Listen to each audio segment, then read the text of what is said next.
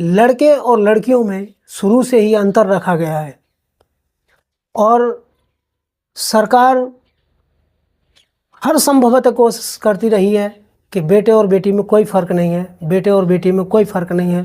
तमाम एनजीओ, तमाम समाज सुधारक इस बात को समझा रहे हैं, लोगों के बीच में रख रहे हैं कि बेटा बेटी एक जैसे हैं, उनमें कोई फ़र्क मत करिए। हाय फ्रेंड्स, मैं OP Sagar, parenting life coach, relationship counsellor, motivational speaker, love and life coaching में आपका स्वागत करता हूं। लेकिन मैं कहना चाहता हूं कि जब घर में बेटा होता है तो बड़ी खुशी होती है। मैं काफ़ी घरों में तो मैं सबकी बात नहीं कर रहा हूं, मैं ज़्यादातर लोगों की बात कर रहा हूं। सारे लोग एक जैसे नहीं हैं, कुछ लोग बेटे और बेटी में बिल्कुल फ़र्क नहीं समझते। मैं उनको दिल से सल्यूट करता हूं। कुछ लोग ऐसे हैं जो बेटी और बेटे में फ़र्क करते हैं। जब बेटी पैदा होती है तो उनका मन दुखी हो जाता है, अंदर से उन्हें लगता है कि हम जो चाहते हैं वो नहीं मिला, यानी बेटा हमारा घर का वंश चलाएगा। दोस्तों, मैं बता देना चाहता हूँ कि बेटा अगर घर का वंश होता है तो बेटी घर का अंश होती है। और हर पिता अपनी बेटी को परी की तरह पालता है, पोसता है, उसकी हर डिमांड पूरी करता है, उसे अच्छे से उसका ख्याल करता है। ज़्यादातर जो पापा होते हैं यानी फादर होते हैं, बेटी उनको बहुत प्यारी होती है। और बेटी ही एक ऐसी घर में, पूरे परिवार में ऐसी एक कैंडिडेट होती है जो पापा का यानी कि अपने फादर का ख्याल करती है सबसे ज़्यादा।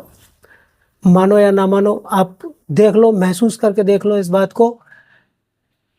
मैं यहाँ तक कह सकता हूँ कि अगर आप बुजुर्ग हो जाएं, उस टाइम पे अगर आपकी तबीयत खराब हो जाए और बेटा आपका आपसे 50 किलोमीटर दूर हो और बेटी आपसे 200 किलोमीटर दूर हो, तो आप दोनों को एक साथ फ़ोन करिएगा और बताइएगा कि मेरी तबीयत खराब है।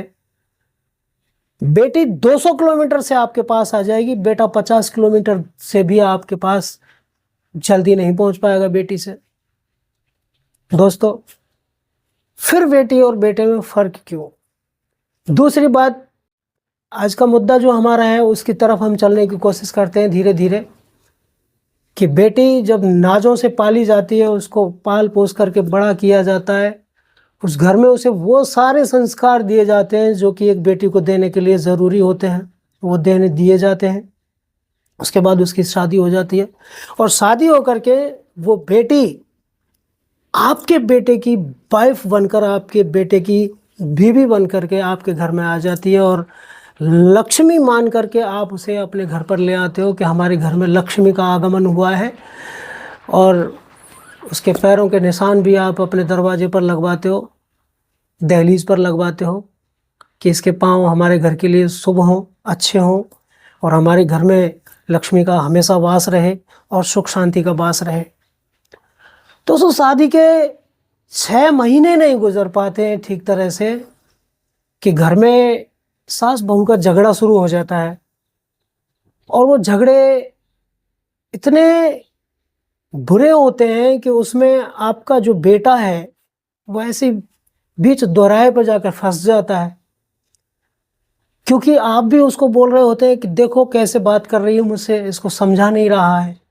उधर से वो भी कहते हैं कि देख लो आपकी मम्मी इस तरह से मेरे से बात कर रही हैं, आपकी बहन मुझसे इस तरह से बात कर रही हैं, आपके पिताजी ऐसे बात कर रहे हैं, आपके भैया ऐसे बात कर रहे हैं।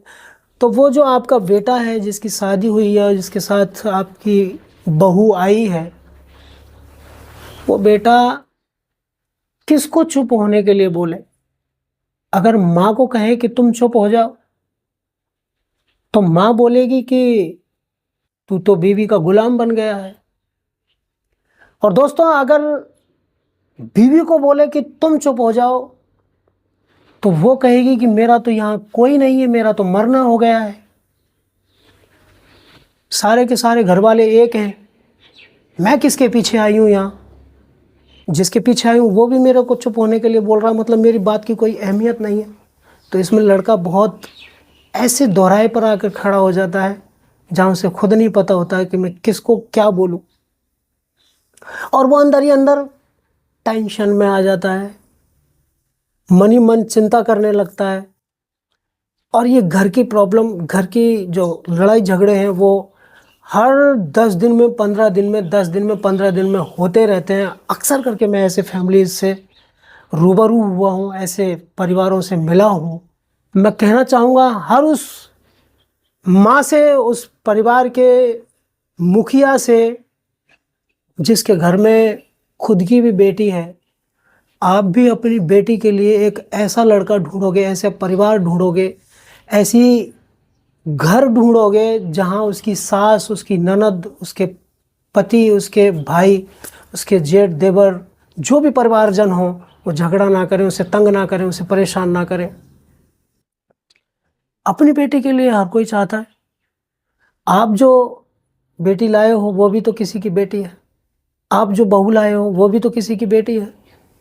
तो उसे भी प्यार दीजिए, उसकी भावनाओं का मैच करिए, उसकी भावनाओं को समझिए, उसकी भावनाओं की कदर कीजिए।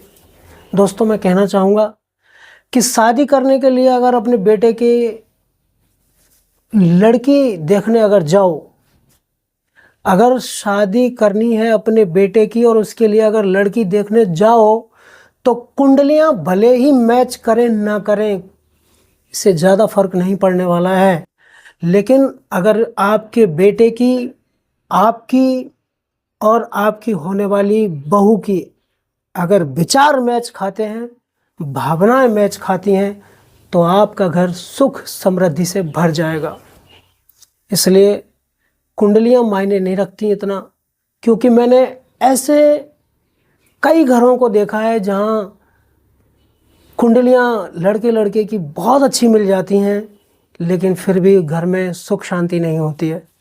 दोस्तों, अगर लड़के लड़की के विचार मिल जाते हैं तो ज़्यादा बढ़िया रहेगा। तो आप भी कभी किसी की बहू थी, मैं मोस्टली ये बात स्ट्रांगली बोलना चाहूँगा, जो इस टाइम पे सासू माता है, आप भी तो कभी बहू थी। आपकी शिकायत है कि आपकी सास ने आपको कभी ठीक नहीं रखा, आपकी भावनाओं को नहीं समझा। हर सास का अपनी सास से यही शिकायत है कि मुझे ठीक तरह से नहीं रखा गया। तो आप कौन सी ठीक से रख रही हैं?